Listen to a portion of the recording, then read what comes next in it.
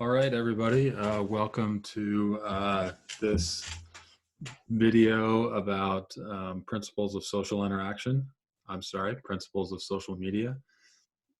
So we'll go through three principles of social media. We'll look at them in a couple examples, but in the next video, we'll go into an example in depth so you can see how these principles play out for a particular social media platform. All right, so let me share my screen. Great. Okay, so where I want to start is with principles of social media. So let's start with what social media is and isn't. So social media is different than a face-to-face conversation. It's different than a text-based conversation. It's different than a video-based conversation. Social media is something different than that. Some examples of social media would be Facebook, Instagram, Strava, which is basically social media for people who run, bike, swim, LinkedIn, which is like social media for professional networking. And those are some examples of what social media is. In terms of examples of what social media isn't, on the other side of the line, it's not texting somebody, it's not making a phone call, it's not even online class. It's probably not a lot of Slack groups that you're part of. So that's what social media is and isn't. And then there's a bunch of stuff that I don't really know if it's social media or not. Is Snapchat social media? Maybe, maybe not. How about TikTok? How about a large Slack group with lots of people where we network together? The definition is a little bit fuzzy, but I think the definition has value even if it's a little bit fuzzy. And the value of the definition is that we can think about this group of platforms which are more than a conversation, in which the point is for people to interact. I think in a large group. I think it's got to involve a large group of people where you don't know everybody or you're not even aware of everybody.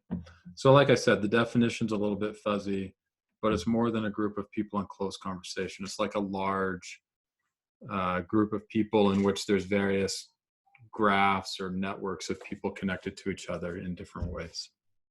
So that's what I mean by social media. Probably the most useful thing here is when I say social media, if you just want to think of Facebook, Instagram, Strava, LinkedIn, that's probably a good set of definitions of social media, or a good set of examples of social media. So Facebook is an example of social media.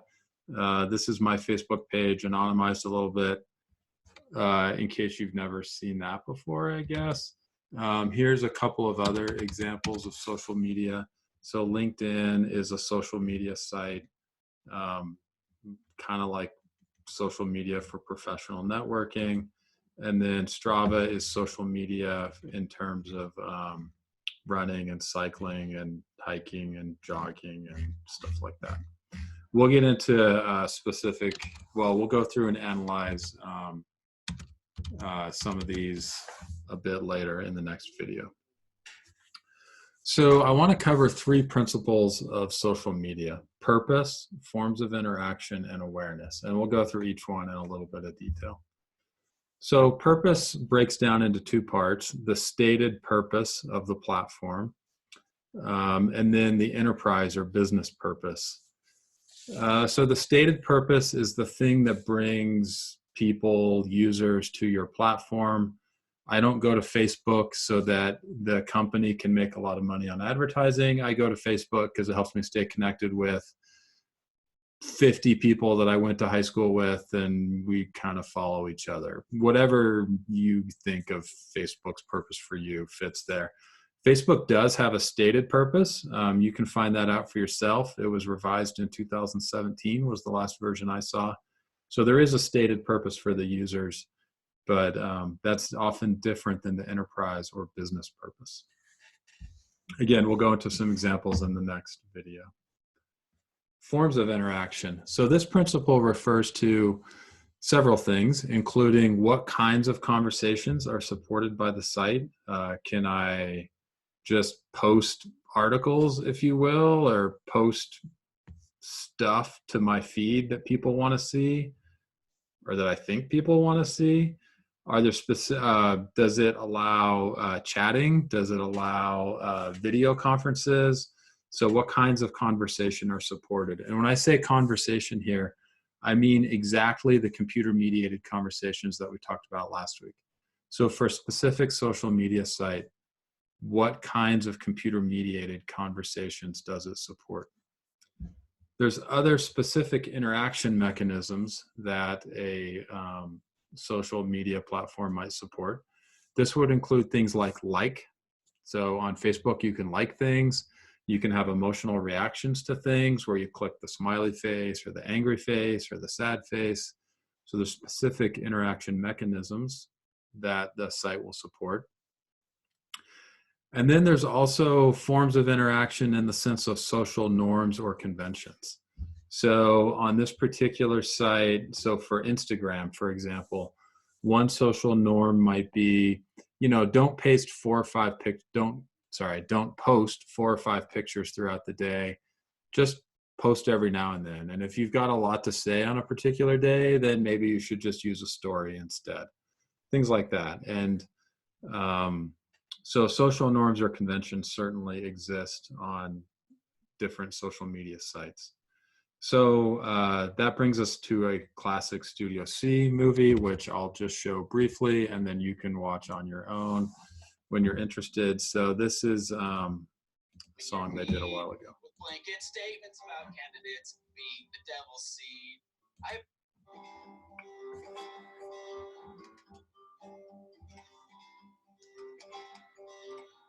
I'm your overly political friend, constantly spamming your feed with blanket statements about candidates being the devil's seed. I have an article here that shows quantifiable evidence that your candidate wants to start World War III and once ate a child. Think about it. I'm your awkward friend who shares too much for all of Facebook to see. All right, so you get the idea. There's different kinds of people on social media who fall into different social stereotypes relative to specific norms or conventions on that platform.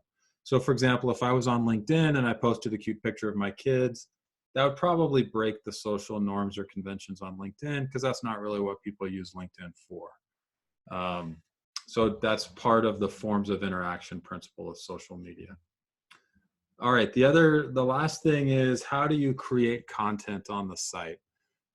This could be anything from Facebook, which is really simple and really wide open. So basically, I can take any random thing I see and I can put it on Facebook. I can copy somebody else's post. I can make a meme and put that on there easily. Lots of easy ways to create content on Facebook. Instagram's a little more locked down. I've got to be able to pull a picture off my phone to put that up on Instagram. And so the rules for content creation, the technical means that were implemented for content creation vary across platforms, and that creates a different experience. So for example, Facebook, because it has a really wide open process for creating content, you tend to see all kinds of crazy stuff. And if you go watch that Studio C video, you'll see some examples of that. If you're on Facebook, I'm sure you've seen that as well. Instagram tends to be a little more locked down. I can't post links in my articles or my posts. I can't just copy a picture off the internet and post it into my Instagram feed. I mean, I can, but it takes a little bit of extra work. So you can see how the technical infrastructure strongly shapes the social experience that's possible on a particular social media platform. And as technical people, that's something you should keep in mind, is that those technical decisions will have a huge impact on the experience you create. Ideally, you think about the experience you want to create first, and then you sort out the technical system that creates that kind of experience. So anyway, forms of interaction, second principle of social media. Final principle is awareness. So on a particular social media platform, how aware are you of other people? Do you know which other people are on the site? Do you know who's online at a particular time? Do you know what their context is? Do you know who they are? Do you know where they're located? So how much do you know about the other people who are on the site, both in general and at a specific instance in time? So a lot of the exploits that can happen on Facebook take advantage of limited awareness of other people. So I could create an account with a Russian sounding name and post stuff in Russian, and people might just assume I'm in Moscow, even though I'm actually in Provo. So awareness of other people. Finally, how aware are you of other information on the site? Do you see everybody's posts? Probably not, because that would be a lot. Do you see all the posts from a specific group? Do you see all the posts from people you're following? Do you see advertising? How do you see advertising? How does privacy work? Can I make things private to a certain group, or does everything public to everybody?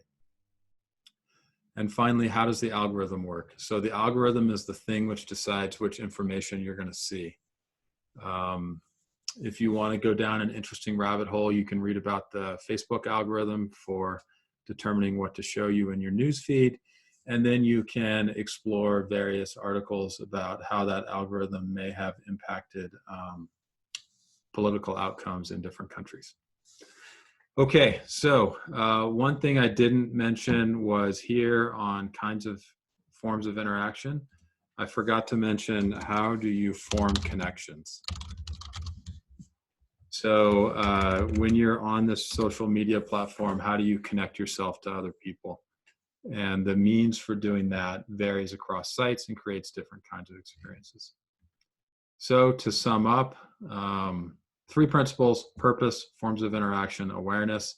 Next video, we're going to go through an example. Okay, great.